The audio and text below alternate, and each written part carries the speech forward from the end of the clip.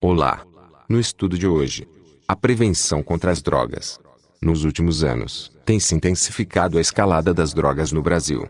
Em recente reportagem, a revista Veja chamou a atenção, em sua capa, para o problema, denominando o Narco-Brasil, ou seja, o país do narcotráfico, considerado já o segundo maior consumidor de cocaína do mundo. É uma notória e triste classificação para nossa pátria. Em consequência do avanço das drogas, as famílias estão expostas ao perigo, vendo os adolescentes, jovens e até crianças, sendo usados como consumidores do tóxico. O que fazer? É uma questão a que muitos não sabem como responder. Para responder bem, precisamos saber quais as causas que levam uma pessoa a consumir drogas. Causas do vício das drogas. São muitas as causas que levam as pessoas, principalmente os jovens e adolescentes, a se envolverem com as drogas. Dentre elas, destacamos as seguintes: 1. Influência de falsos amigos. O jovem, na escola ou no trabalho, relaciona-se com diversos tipos de colegas. Dentre esses, há os que são viciados, que passam para os outros a ideia de que as drogas são desejáveis. Muitos, sem o devido preparo doméstico para viver em coletividade, acabam se deixando envolver, para não ser diferente do grupo, para não sofrer a pressão dos outros. Os viciados não se contentam em ficar drogados sozinhos.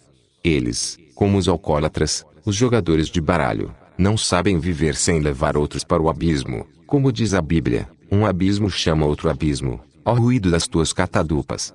Salmo 42:7. 2. Curiosidade e aventura. O jovem é por natureza curioso. Os adolescentes costumam examinar tudo em sua volta. Ao deixar a infância, quando viviam dominados por seus pais, em sua maioria, quando chegam à adolescência, querem se libertar do jugo dos mais velhos, e descobrirem o mundo por conta própria. Até certo ponto, isso é bom, pois passam a ter uma visão própria do mundo. O perigo é que eles não sabem discernir entre o bem e o mal. A curiosidade os leva a experimentar certas coisas, dentre as quais o tóxico, que os leva para a prisão da dependência até da morte. O espírito aventureiro do jovem, se não for bem canalizadas para coisas boas, os leva ao pantanal do vício. Daí a importância de integração do jovem e do adolescentes com pessoas que lhes sirvam de padrão, de modelo sádio. 3. Desajuste familiar.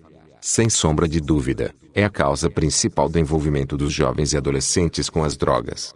O lar é, ou deve ser, o ponto de referência para o adolescente jovem. O que se passa em casa serve de parâmetro para o seu comportamento em outros lugares. Se eles veem que seus pais são unidos, amáveis e fiéis, isso serve de referência para a sua vida com outras pessoas.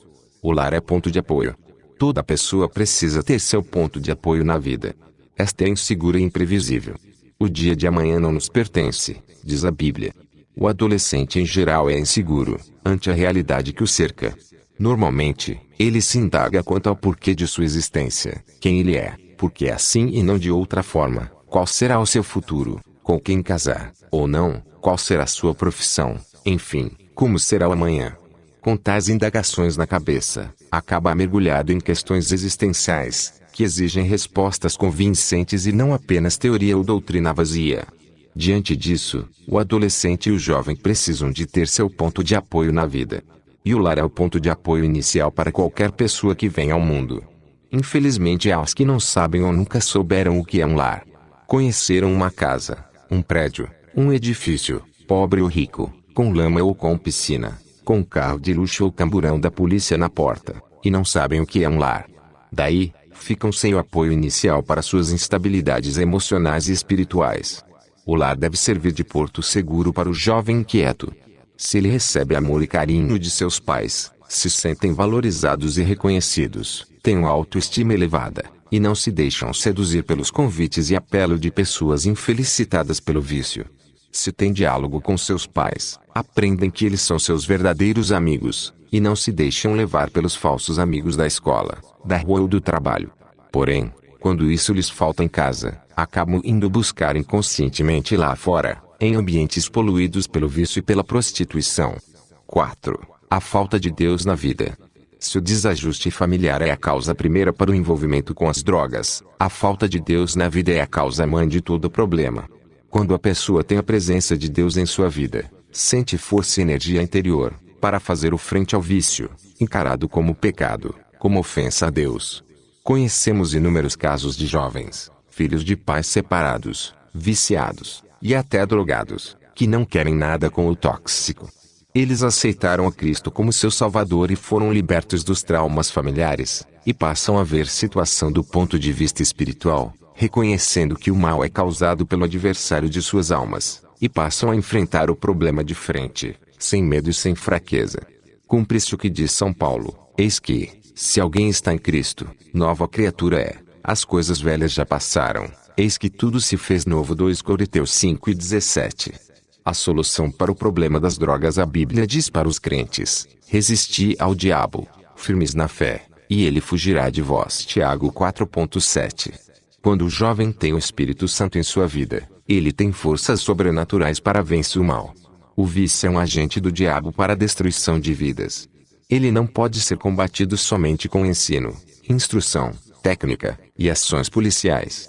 Tem que ser combatido no lado espiritual, e só Deus dá a vitória contra o diabo. São João, dirigindo-se aos jovens, diz: eu vos escrevi, jovens, porque sois fortes, e a palavra de Deus está em vós, e já vencestes o maligno. 1 João 2:14. Esta é uma verdade que os educadores materialistas não querem aceitar. No encontro de autoridades, educadores, psicólogos, a vida em Natal, um jovem cristão resolveu comparecer para dar seu testemunho, dizendo que estava liberto das drogas. Ele foi barrado. Uma senhora, evangélica, que quis falar sobre o desafio jovem, também foi impedida de falar no encontro, pois seus promotores alegaram que não acreditavam em religião, e que ali estavam, analisando o problema das drogas sob o ponto de vista científico. Nada temos contra a verdadeira ciência, que estuda as causas e os efeitos dos fenômenos observáveis. Entretanto, a ciência não explica tudo. É limitada àquilo que pode ser percebido pelos sentidos normais do ser humano. Mas existe o lado espiritual da realidade humana, que não se explica em termos racionais. As drogas, assim como a prostituição, as bebidas, a violência, são agentes utilizados pelo diabo para a destruição de preciosas vidas. Tudo isso tem origem espiritual e não científica, em última análise. Se as autoridades e a sociedade quer ver o problema das drogas resolvido, e o vício vencido, terá que reconhecer que as causas estão no desajuste familiar e na falta de princípios e valores espirituais na vida das pessoas, especialmente dos pais e dos jovens, que não dão valor às coisas de Deus, à Igreja verdadeira e à sua palavra. Fora dessa perspectiva, que valoriza a parte espiritual, não há esperança nem solução para o problema dos tóxicos, que tem origem na fonte do mal, que é o diabo. Se alguém é livre de drogas, aqui e ali, muitos outros serão atraídos pelas forças diabólicas do vício. Sem Deus e sem família não há solução. Concluindo assim, dentre as causas mais importantes que contribuem para que os jovens se envolvam com as drogas, ressaltamos que o desajuste familiar e a falta de Deus na vida são as que mais concorrem para que vidas sejam destruídas. Não adiantam campanhas de educação, campanhas publicitárias dos governos, visando prevenir o problema. Na realidade, elas apenas atacam os efeitos. As causas precisam ser analisadas e tratadas com realismo e coragem. A família precisa ser valorizada. Infelizmente, na mídia, especialmente na TV, a família tradicional, nuclear, que é o modelo criado por Deus, está sendo ridicularizado, desmoralizado, em novelas, programas humorísticos e em muitos outros, em cadernos de jornais. É comum vermos articulistas exaltando o homossexualismo, a prostituição, o adultério e a fornicação como sendo coisas elevadas, atualizadas, modernas, desejáveis, enquanto que a família, o casamento e o lar são vistos como coisas ultrapassadas, caretas e quadradas. Que adianta combater o tráfico de drogas se a família está sendo destruída pelos falsos formadores de opinião, nas escolas, nas faculdades, onde professores materialistas passam para os adolescentes informação que a prostituição de meninas e meninos nada tem de mais, desde que eles tenham o cuidado de usar a camisinha. A tão decantada educação sexual nas escolas, no país, está sendo transmitida por pessoas em grande maioria racionalistas e materialistas, que apenas passam instruções. É uma educação informativa, apenas, que mostra o corpo, seu funcionamento, e diz que tudo é certo, nada é errado, depende da pessoa, num relativismo perigoso, que não valoriza a ética, os bons costumes e os princípios espirituais, emanados da palavra de Deus. Aliás, a Bíblia é a palavra proibida na maior parte dos ambientes escolares. Com Deus fora da escola, ela fica do jeito que o diabo gosta, pois o ser maligno tem todo o ambiente para agir nas mentes de professores e alunos, levando-os para o mal, para a prostituição e para as drogas. A juventude está necessitando de uma educação formativa, que contemple não só instruções, mas valores éticos e morais elevados, que norteiam a vida deles. Ainda bem que algumas autoridades já estão despertando pelo menos para uma parte das causas do problema das drogas. O seguir, transcrevemos um texto de um artigo de jornal, em que uma autoridade no assunto reconhece que a família precisa ser valorizada. Família contribui como séria principal causa da escalada das drogas no Rio Grande do Norte, assim como em todo o Brasil, está na própria família. Essa conclusão é da presidente do Conselho Estadual de Entorpecentes do Rio Grande do Norte, CONEM, delegada de polícia Antônia Deusa Martins dos Santos, que aponta esse núcleo social como alvo a ser tratado, no processo de combate ao tráfico. Segundo ela, o problema das drogas deve ser visto como uma grande árvore, que cresce continuamente.